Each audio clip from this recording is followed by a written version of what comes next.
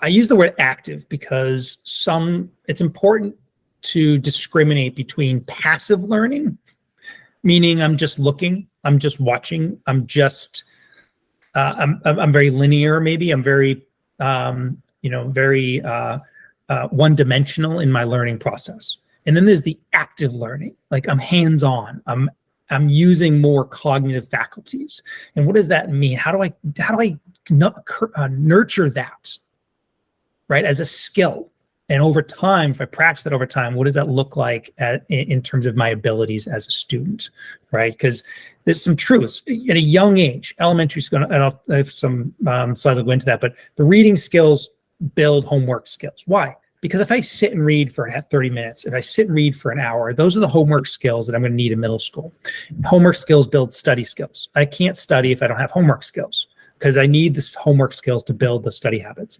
And then those types of active learning, academic skills lead into college readiness skills, right? Because it involves time management, it involves prioritizing, things like that. So when I think about active learning, I think about kind of the framework, the developmental areas in learning. I just framed it out in terms of elementary school, middle school, high school, but these are just kind of recommendations, and you can draw from them, you can challenge them, you can criticize, you can say, David, that makes no sense. It's fine. I love the debate.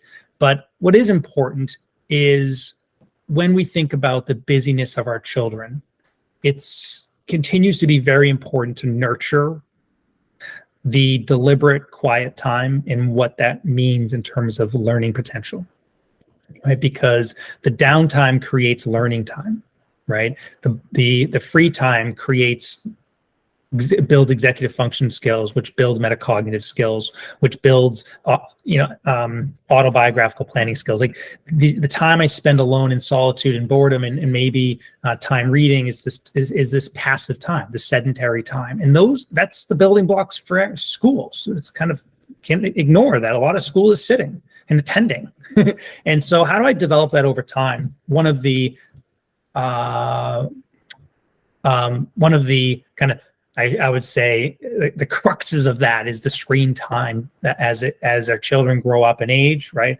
There's the impact that screen time can have, in this case, negatively on free time, downtime, and some of these learning processes that we want our children cultivating. And I say processes because learning is a cognitive process, right? It starts with having quiet time. It starts with nurturing time to think, to plan, to learn, to dig into new content, things like that. So when they get to high school, they have these prerequisite homework routines, these reading skills, and that build on the study routines, the advanced note, the advanced reading, and the self-advocacy skills that are the next level for college independence.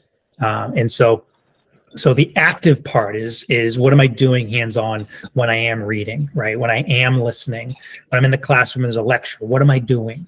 When I'm at home and I'm reading for class tomorrow, what am I doing?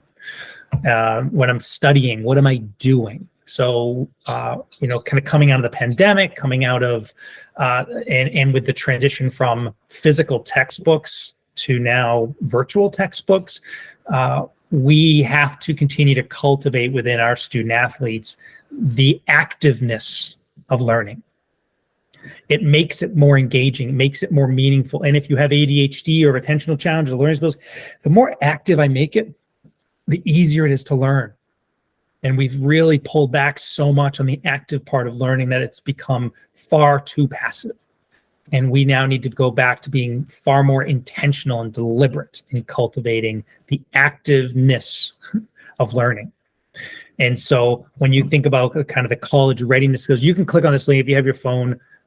You can click on this link. It's a college readiness questionnaire. It's pretty cool. There's two parts to it. Well, there's two columns. One you can do that you can fill out as a parent. So I would say print 2 copies. If your kid's old enough, maybe they're upper middle school, 8th grade, 7th grade, great, you should do it. Because these are the building blocks in high school they're going to want to focus on as a parent. You want to talk about as a parent. These are the skills, the next phase of your life, right?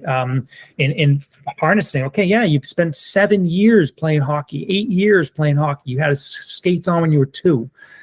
Now it's seventh grade. Now it's time to get more deliberate, intentional around what are the active learning, academic skills that I need to really own as I transition into high school and therefore out of high school, right? So it's a great service. You can print out 2 copies, give one to your kid, one to you, and then just use it as a conversation point, because it does foster self-awareness and metacognition around thinking about thinking, who am I trying to be, and what skills do I want to focus on learning.